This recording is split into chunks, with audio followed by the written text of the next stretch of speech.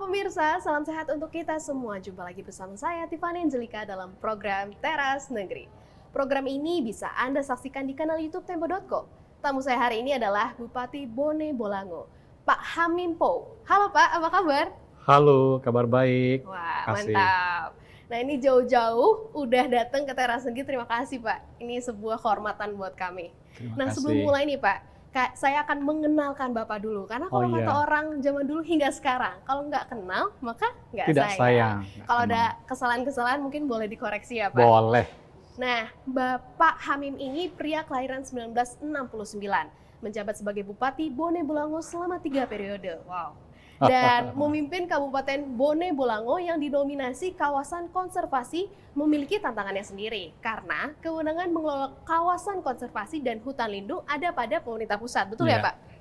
Nah, dalam menghadapi tantangan tersebut, pemerintah Kabupaten Bone Bolango menjalankan sejumlah strategi untuk mendongkrak perekonomian dan kesejahteraan masyarakat. Mulai dari mengejok sektor pariwisata dan ekonomi kreatif, mengelola anggaran daerah dengan efektif dan efisien, optimalisasi pertanian organik, dan memperbaiki pelayanan publik yang pada akhirnya berimplikasi pada dana insentif daerah. Di sektor pariwisata, pemerintah Kabupaten Bone Bolango memaksimalkan potensi pariwisata berbasis cagar budaya dan sejarah, bahari, ekologi, serta wisata desa. Untuk mengetahui lebih lanjut lagi nih, gimana pembangunan di Bone Bolango, langsung aja kita berbincang dengan Bupati Bone Bolango yaitu Pak Hamim Pow. Pak Hamim, gimana sih Pak? Ini udah 3 periode. Bapak sudah ngelihat nih mungkin dari periode pertama, periode kedua, hingga sekarang ketiga gitu ya Pak. Sisa 1 tahun lagi di 2024 ya Pak. Ini pertumbuhannya seperti apa Pak? Ya, justru saya malah lebih cepat lagi nih 3 periode, tapi 3 Oktober nanti berhenti. Ya. Oh gitu Pak? Karena harusnya kan sampai Desember 2024. Yes. Ya. Periode ini periode yang lebih singkat, 2021 sampai 2024. Tapi karena saya nyalon DPR RI, maka berhenti 3 Oktober nanti. Nah, menurut saya pengalaman kami selama 3 periode ini ada pengalaman paduan berbagai pengalaman. Tentu kita tahu bahwa kabupaten ini adalah kabupaten pemekaran dari Kabupaten Gorontalo. Dia lahir pada tahun 2003. Nah, ketika saya mimpin, saya masuk tahun 2010.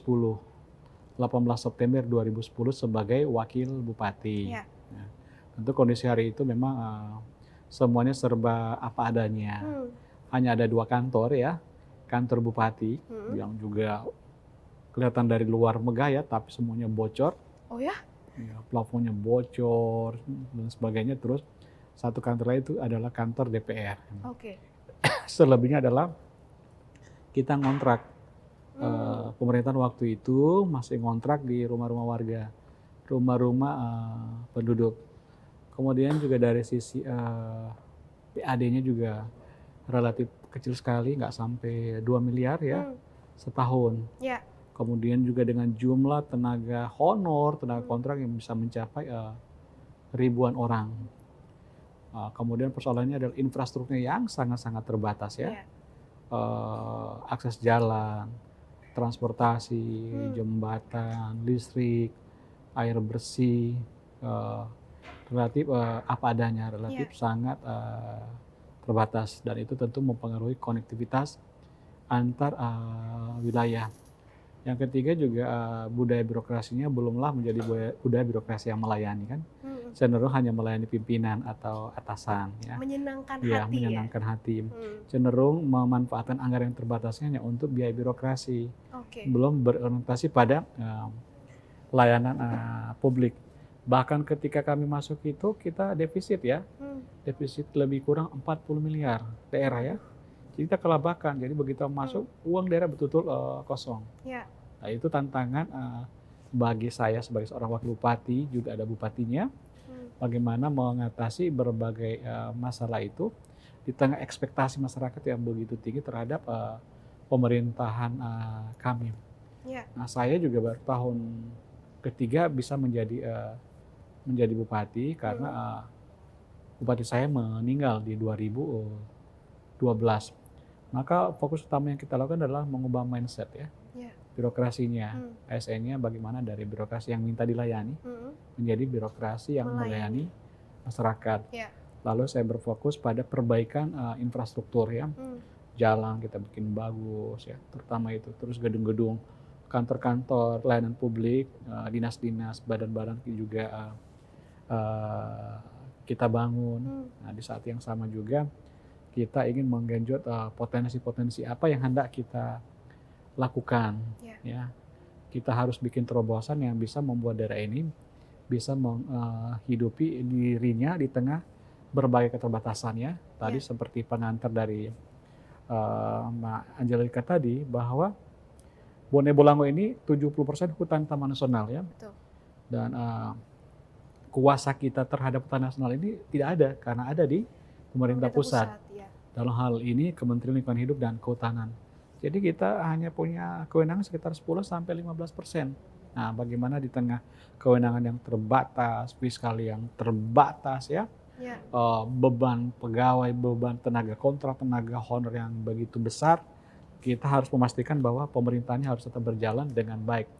Itu juga yang membuat kami bisa terpilih ya, karena masyarakat merasa ingin ada perubahan, ingin ada perbaikan di kabupaten tersebut. Dari situ kita melihat sebenarnya beberapa potensi apa yang bisa kita lakukan untuk menggerakkan daerah ini. Maka saya lihat fokus pertama adalah pendidikan. Ya. Tadi saya ceritakan infrastruktur yang saya bangun. Tapi peluang terbesar lainnya ada di sektor pendidikan. Karena ini perbaikan sumber daya manusia tentunya.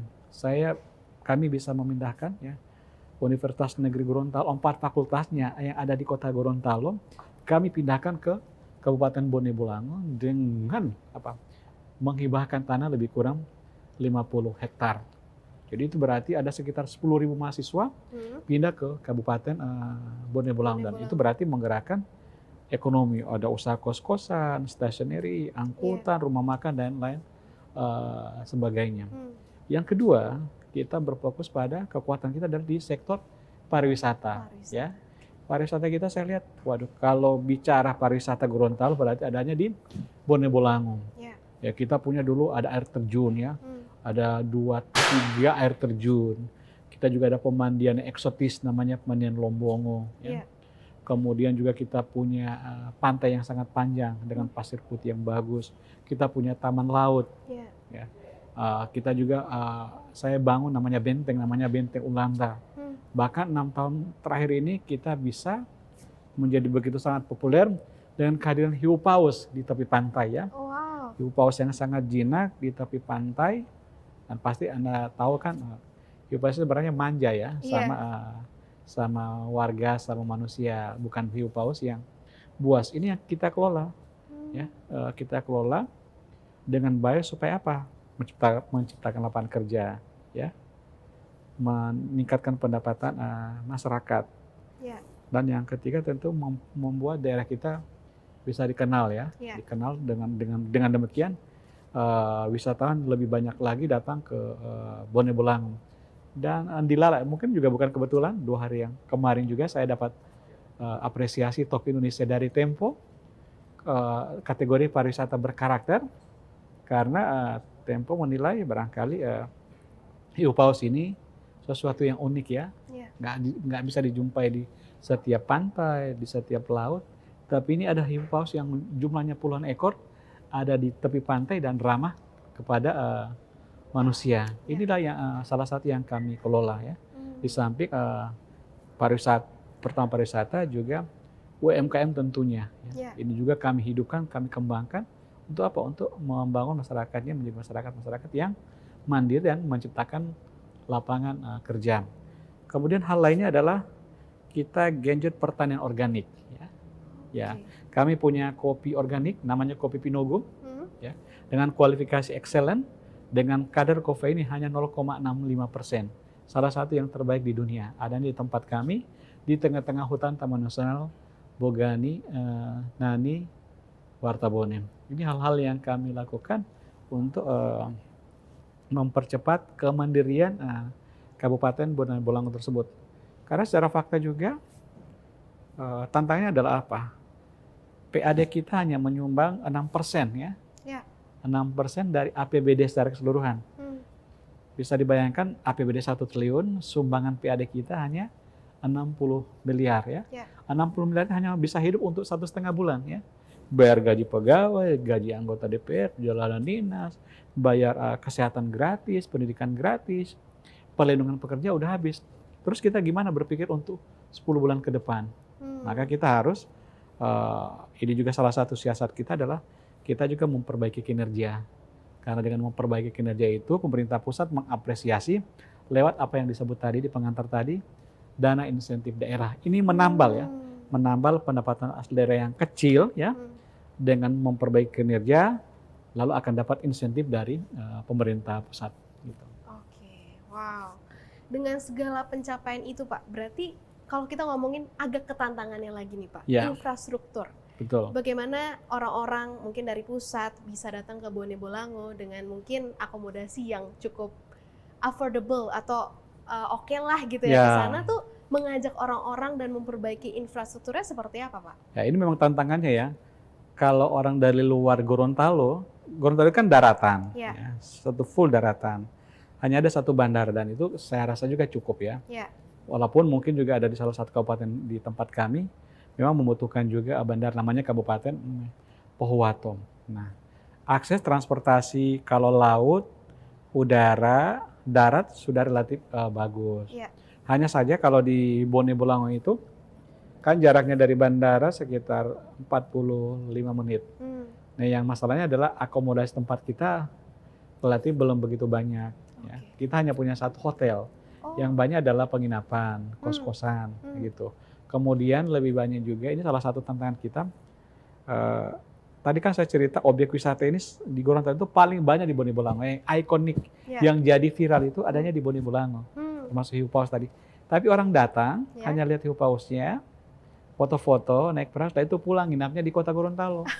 Jadi uangnya, objeknya di tempat kami, yang dapat uangnya adalah kota Gorontalo. Ini yang harus kita ubah. Pemerintah pusat ya yang memperoleh keuntungan berarti ya? Pemerintah ibu kota. Iya, Gorontalo ibu kota gitu ya? Provinsi Gorontalo, kota Gorontalo yang mengambil keuntungan banyak dari kegiatan-kegiatan wisata yang ada di Kabupaten Bone Bolango tersebut. Karena jarak kita nggak terlalu jauh. Langsung berbatasan dengan kota Gorontalo, walaupun kita ke selatan itu berbatasan dengan Kabupaten Bolamono Selatan yang ada di Provinsi Sulawesi Utara. Ya. Berarti pemilihan dari orang-orang ketika datang begitu ya ke Bone Bolango dan akhirnya kembali lagi ke Gorontalo, apakah karena hotelnya kurang nyaman atau apa? Pernah ngobrol nggak Pak dengan para turis gitu ya? Ini mungkin pengaruh kabupaten baru kan? Oke. Ya. Terus kalau salah satu tantangan juga Bone Bolango itu dia ada di pinggir, di ujung ya. Jadi dia bukan perlintasan, ya. Bukan perlintasan satu provinsi ya. Jadi luar biasa juga orang masih bisa datang ke Bone Bolango. Karena kita bikin daya tarik. Objek-objek wisata tersebut, kita bikin bagus, kita tetap bagus. Kemudian hadirnya perguruan tinggi di Kabupaten Bone Bolango. Nggak cuma perguruan tinggi, sekolah-sekolah terbaik di Provinsi Gorontalo, bahkan nasional itu adanya di Bone Bolango seperti SMA Insan Cendekia, SMK Insan Cendekia. Ya, itu kan salah satu sekolah terbaik. Wirabakti juga, SMK Wirabakti adanya di Bone Bolango. Jadi orang-orang dari Sulawesi Utara, bahkan dari Pulau Jawa datangnya ke Kabupaten Bone Bolango. Nah, tantangannya tadi mereka tidak tinggal di Kabupaten Bolango karena hotelnya yang relatif terbatas. Karena hotel yang relatif terbatas itulah 3 tahun lalu saya memutuskan ya dengan dana APBD kita bikin hotel kecil ya di Kabupaten Bone Bolango dan diserahkan ke BUMD. Nah, sekarang juga memang harus butuh kerja keras karena orang masih tetap memilih tinggal di kota Gorontalo. Ini salah satu tantangan yang kami hadapi di Kabupaten Bone Bolango. Yang berikutnya juga kita belum punya pusat perdagangan ya. Ya. Jadi, walaupun banyak UMKM Pak di sana. UMKM-nya banyak, UMKM terbanyak di Gorontalo, ya, adanya di Bone Bolango. Tapi jualannya di kota gitu. Bahkan sering UMKM kami mewakili kabupaten lain ya. Ya diambil oleh kabupaten lain untuk mewakili daerahnya jika ada pameran, ada keluar eksibisi gitu ya, ke luar negeri dan sebagainya. UMKM Bone Bolango yang ditampilkan, salah satunya tadi yang saya sebut kopi organik Pinogo tersebut yang berada di tengah-tengah hutan taman nasional. Oke. Nah ini berarti ada ketimpangan dari sisi daya beli masyarakat sehingga nggak jadi pusat perdagangan begitu ya Pak? Atau memang ada usaha dari pemerintah sendiri nggak sih Pak untuk mengedukasi masyarakat terkait dengan kayak, kamu tuh bisa loh produksi di sini dan jualan juga di sini dengan sesuai nih target pasarnya atau seperti apa Pak? Ya memang salah satu faktor, ini pertama ini kabupaten baru. Ya. Terus ratusan tahun tradisinya itu kalau jualan ya pergi ke kota kan. Oh, Dari desa, kami kan desa kan. Ya, ya. Mereka akan pergi ke kota. Terus juga magnetnya lebih besar di kota karena uang dari berbagai daerah terkonsentrasi di kota. Uang pemerintah, apalagi ibu kota provinsi masuk ke kota. Terus perguruan tinggi juga masih banyak di kota Gorontalo. Maka ini rame-rame mereka jualannya ke kota Gorontalo. Tapi tahun ini kami bikin terobosan. Kami bikin Bone Bolango Business Center ya. Gitu. Itu semacam mall kecil. Mulai dari anak-anak muda, dia bisa workspace gitu ya. Anak muda bisa membuat produknya, memajang di situ, bahkan bisa jualan dan bisa langsung transaksi. Mudah-mudahan September ini bisa kami resmikan. Nah, kita harus mewadahi ini. Ini sebagai wadah anak-anak muda yang kreatif, punya semangat wirausaha untuk menjual berbagai produknya tersebut. Dan kami juga di Bone Bolango dalam kaitan mengembangkan UMKM tersebut juga, kita telah membentuk komite ekonomi kreatif ya. Bahkan tahun ini kami dinobatkan sebagai salah satu dari 9 kota kreatif di Indonesia. Yang mana salah satu unggulannya adalah fashion karao, kain karao.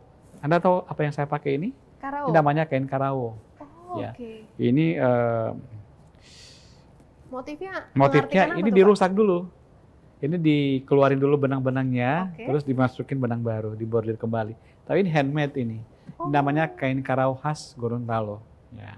Ini saya pakai, makanya saya sengaja mau mengenakan busana ini untuk mempromosikan produk khas Gorontalo, kain karao Gorontalo yang mengantarkan kami di Bone Bolango sebagai salah satu kota kreatif di Indonesia dengan unggulan fashion karao yang kami kenakan ini. Suka nggak? Suka Pak. Terlihat mewah begitu ya? Ya, mewah. Padahal nggak terlalu mahal nih. Nggak terlalu mahal. Berapa tuh Pak kira-kira harganya Pak? Kira-kira berapa ya? Masalahnya mahal tuh relatif ya kan? Gitu. Gimana tuh Pak? Berapa? Ada level-levelnya juga. Kalau bahannya juga bagus, kerjanya juga telaten, terus motifnya jarang kan gitu. Pesanan khusus bisa sampai 2 jutaan gitu.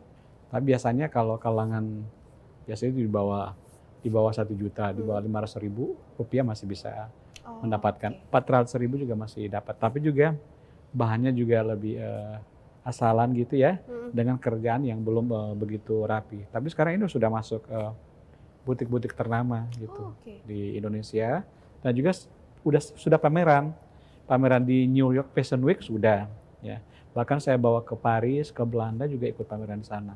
Kain karao dan mereka berminat gitu. Nah, berarti ini salah satu UMKM asli atau lokal dari Gorontalo, termasuk di Bone Bolango. Gitu. Nah, berarti usaha dari pemerintah Bone Bolango sendiri adalah mengedukasi anak-anak muda ataupun UMKM lokal di sana untuk bisa go internasional juga ya Pak? Salah satu edukasinya seperti apa sih Pak? Biasanya ada kelas-kelas gitu nggak sih Pak? Ada, kita bikin pelatihan-pelatihan. Bahkan kita sudah membentuk kampung karao ya. Di mana ibu-ibu sampai kaum mudanya kita latih ya. Kita latih, bahkan mereka juga jadi instruktur ya. Untuk menciptakan generasi baru yang bisa membuat kain ini ya. Sekarang lalu kita juga bikin kebijakan instruksi bupati kewajiban mengenakan kain karao seminggu sekali, mulai dari siswa SD sampai SMP dan pegawai kita. Pegawai kita setiap minggu, saya kan punya 4.000 pegawai. Kita wajibkan setiap minggu sekali pakai kain karao. Apa akibatnya? Ini kan membangun jejaring kan, gitu. Jadi UMKM-nya juga naik ya, lapangan kerjanya juga bertumbuh ya, dan itu menggerakkan ekonomi secara keseluruhan, dan juga melestarikan kain karao gitu ya? Tersebut. berarti ada pelatihan dan ada Ada kebijakan pelatihan. juga ya Pak? Ya, harus ada keberpihakan ya. Nggak boleh juga kita, pemerintah nggak boleh posisinya pasif ya. Ya. Dia harus jadi leader, ikut memfasilitasi, bahkan juga dengan anggaran. Ya. Saya 2 tahun lalu memberikan modal, nggak banyak sih, kepada lebih kurang 1.000 UMKM. Ya. Kita beri modal lewat insentif daerah. Dari mana insentif? Dari prestasi kita, lalu saya serahkan dikembalikan lagi ke masyarakat, kembali ke masyarakat, ke anak mudanya jadi modal kerja mereka. Sekarang mereka bertumbuh dengan baik. Kenapa? Ini juga UMKM ini kan jadi kunci juga, bisa menggerakkan ekonomi juga untuk mengatasi masalah-masalah sosial di daerah. Ya. Bayangkan kalau mereka nggak punya pekerjaan, nanti yang repot bupati juga. Iya.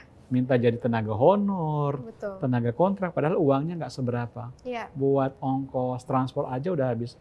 Buat cewek-cewek aja mungkin perempuan dia harus make up, lipstick, skincare, mau glowing udah habis.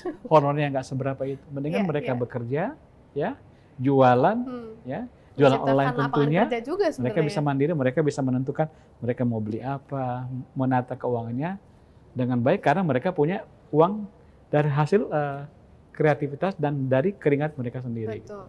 Pak, berarti UMKM, dari sektor UMKM apa tuh yang paling banyak? Kalau tadi kan ada kopi yang terkenal, terus ini kain ya kan Pak. Tapi yang paling digemari tuh sektor apa tuh Pak? Kuliner juga. Kuliner Dan kuliner.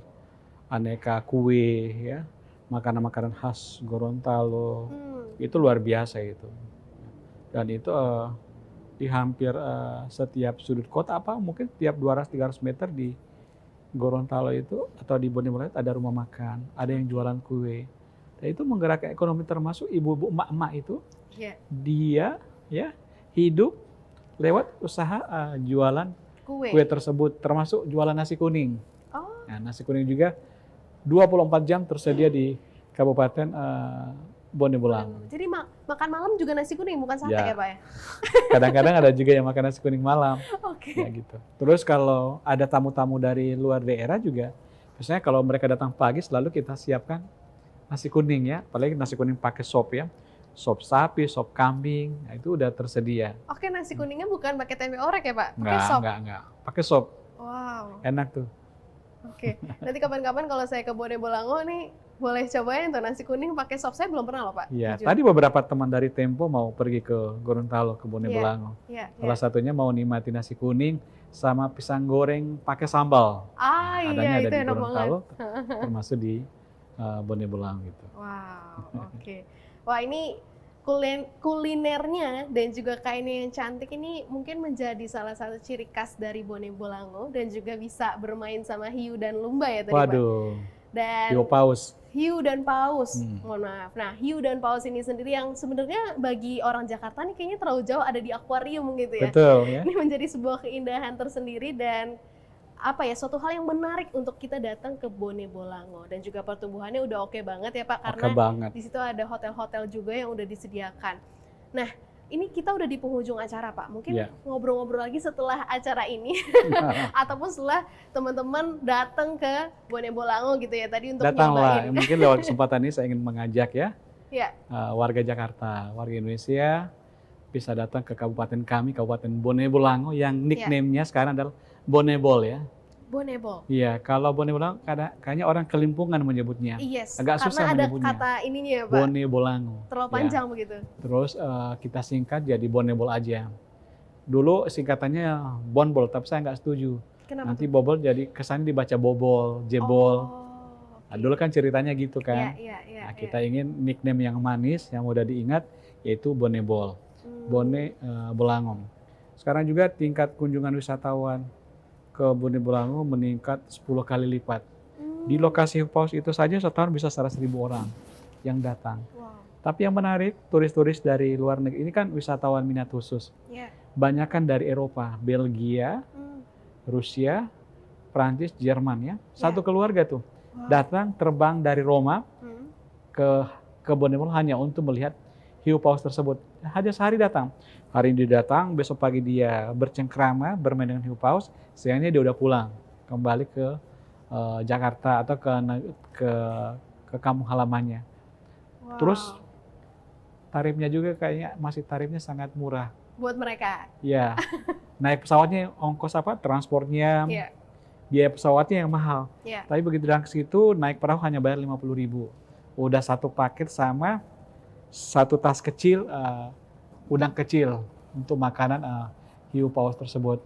Makanya juga yang mau kita benahi ya, bagaimana nggak terkesan murahan, ya, karena ini endemik ya, satwa hiu paus yang langka, datangnya juga tidak ada setiap tahun, masa harganya segitu? Iya, betul. Tapi kita akan perbaiki harganya, ya, ditambah dengan berbagai fasilitas yang membuat wisatawan bisa lebih nyaman untuk datang ke lokasi hiu paus tersebut. Dan kita juga sudah bentuk kelompok-kelompok sadar wisata. Jadi kita nggak makan sendiri.